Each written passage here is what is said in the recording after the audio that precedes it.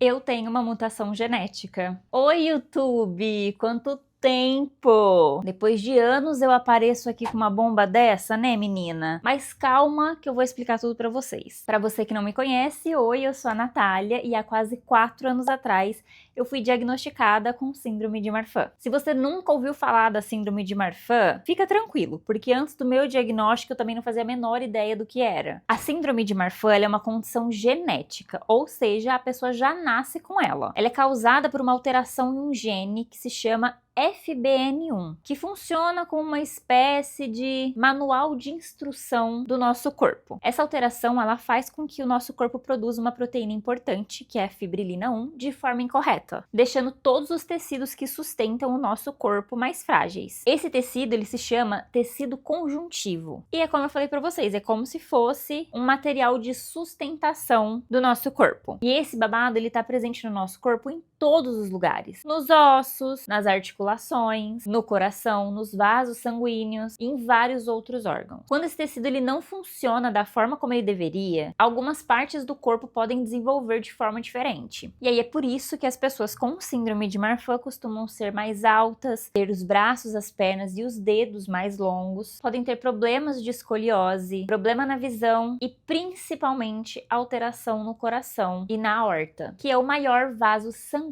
do nosso corpo. Mas uma coisa importante que você precisa saber é que a síndrome de Marfan ela não é igual para todas as pessoas. Existem pessoas com sintomas bem leves, que é o meu caso, e existem pessoas que já passaram por diversas cirurgias e que precisam de cuidados especiais. Então, mesmo sendo a mesma síndrome, ela pode se manifestar de formas completamente diferentes para cada pessoa. E nesse vídeo eu vou te contar como eu descobri que tenho síndrome de Marfan. Em 2022, eu entrei de férias no serviço e na primeira semana eu tive muita crise de enxaqueca. Mas até aí tava tudo bem, porque eu sempre tive crise de enxaqueca, então eu só achei que era mais um dia normal. Só que mesmo tomando remédio, essa dor de cabeça ela não ia embora nunca. Ela passava por um tempo, mas depois ela voltava com muito mais força. Na época, essa empresa que eu trabalhava tinha convênio médico, então eu cheguei aí algumas vezes lá por conta dessas dores de cabeça, e eles só me davam medicação na veia e me mandavam para casa. E acontecia a mesma coisa, a dor de cabeça passava por um tempo e depois ela voltava de novo. Até que um dia eu comecei a ter febre muito alta e nessa época eu não morava mais na casa da minha mãe. Só que eu tava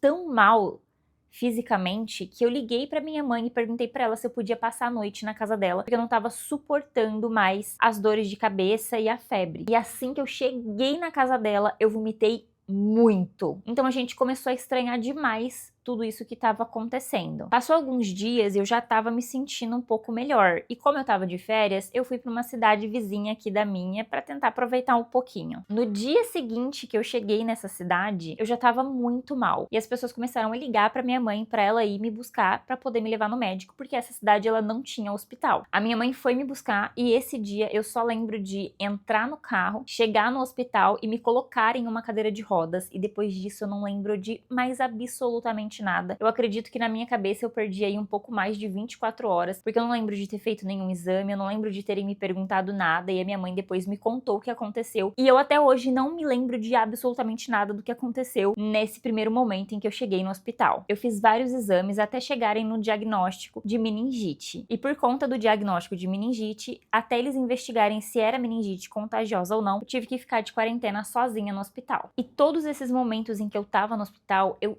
juro pra vocês que eu não lembro o que acontecia, porque ou eu tava dormindo, ou eu tava tomando medicação e dormindo logo em seguida. Então eu basicamente só dormia enquanto eu tava no hospital, porque eu tava muito fraca, muito cansada, eu não comia, a minha mãe não conseguia me visitar, porque como eu tava de quarentena, ela não podia chegar perto de mim, eles proibiram. E ela teve que entrar com assistente social, mas essa parte eu não vou contar pra vocês, porque eu não sei muito bem o que aconteceu. Se vocês quiserem, eu trago a diva aqui pra poder contar a versão dela da história, porque ela tem muito mais detalhes dessa época do que eu posso te contar. Eu só sei que teve um dia que o médico apareceu no meu quarto e disse que eu tava com uma bactéria no meu coração e que eu precisaria passar por cirurgia. Eu sei que antes da cirurgia eu recebi bolsa de plasma, bolsa de sangue, eu fiz punção na lombar, eu fiz muito exame naquele hospital. Enfim, fiz a cirurgia, deu tudo certo, graças a Deus. Nessa cirurgia, eu fiz a troca da válvula mitral do meu coração por uma válvula biológica de carneiro. Eu fiquei 2 meses, se eu não me engano, tomando medicação através do PIC. Enquanto eu tava no hospital, eu tomava essa medicação através do pescoço. Até hoje eu tenho uma cicatriz aqui perto da minha tatuagem, que é onde tava o acesso do PIC para poder tomar os remédios. E depois que eu tive alta para poder ir para casa, eu tomava essa medicação através do braço. Como eu tinha o convênio da empresa,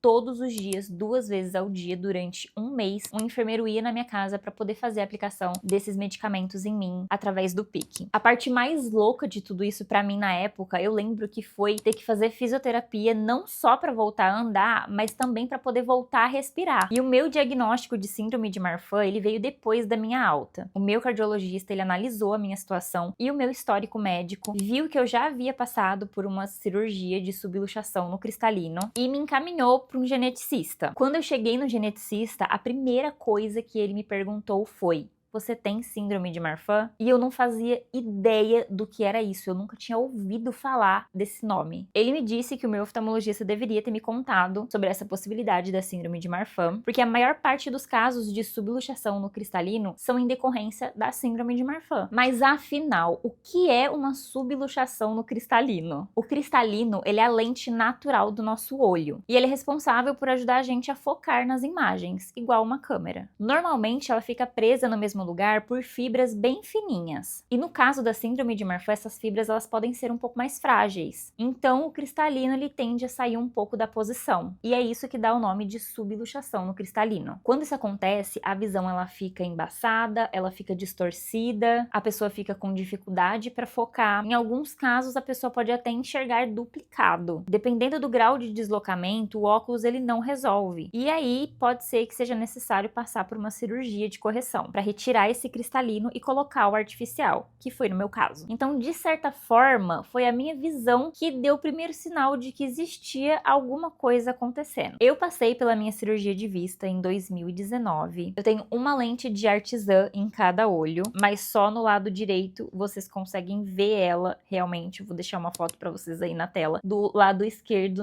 você não consegue ver ela, porque ela foi posicionada na parte de trás do meu olho. Mas antigamente, e isso vocês podem ver nos meus vídeos mais antigos aqui no canal, eu tinha 12 graus de miopia e eu precisei esperar anos pro meu grau estabilizar para poder passar por essa cirurgia. O que mais me chocou em tudo isso foi saber que o meu oftalmologista ele deveria ter essa informação e ele deveria ter me informado da possibilidade de eu ter síndrome de Marfan, porque caso isso tivesse sido investigado logo cedo, poderia ter evitado ou tratado e observado sintomas muito mais de perto. E gente, eu uso óculos desde os meus 2 anos de idade. Eu passava pelo mesmo oftalmologista a vida inteira. E uma coisa que me marcou muito foi que uma vez eu estava em uma consulta com ele e ele comentou comigo que de 500 pacientes dele, ele só tinha 2 casos de subluxação no cristalino, que era eu e mais uma menina. Então, logo depois que eu recebi o meu diagnóstico da síndrome de Marfan, eu fiquei meses tentando entrar em contato com o meu oftalmologista para poder falar sobre o meu diagnóstico e às vezes até tentar comunicar a essa menina que ela poderia ter a síndrome de Marfan. Bom, eu passei pelo geneticista e ele fez algumas avaliações físicas em mim e viu que os meus braços, as minhas pernas e os meus dedos são um pouco mais longos, o que dá a impressão de eu ser uma pessoa alta, mas eu só tenho 1,65. E junto com o meu histórico médico da cirurgia de subluxação no cristalino e da troca da válvula mitral, ele pediu exame de sangue para confirmar se realmente era a síndrome de Marfan. E quando saiu o resultado, obviamente, deu positivo. Até então eu não sabia o que era a síndrome e eu não sabia que o meu problema de coração, ele tinha sido algo tão grave e também em decorrência da síndrome. Eu saí de lá com encaminhamento para o ortopedista e passando por consulta, eu também descobri que tenho uma escoliose de 22 graus.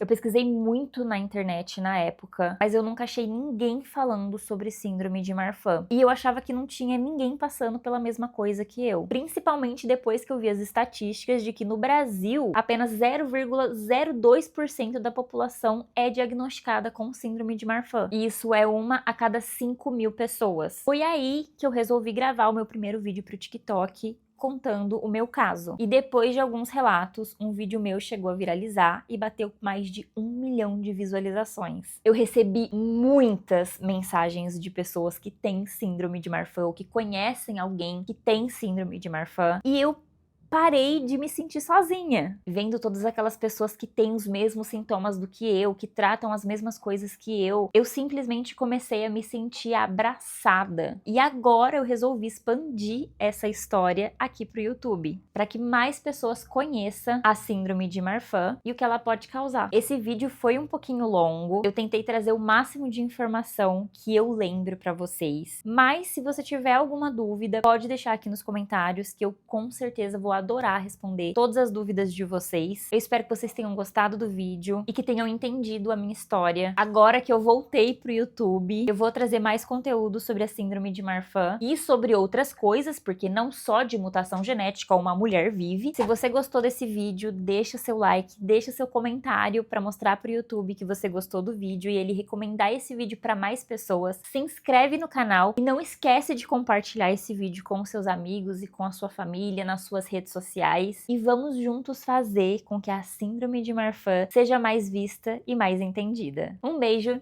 e até o próximo vídeo. Tchau!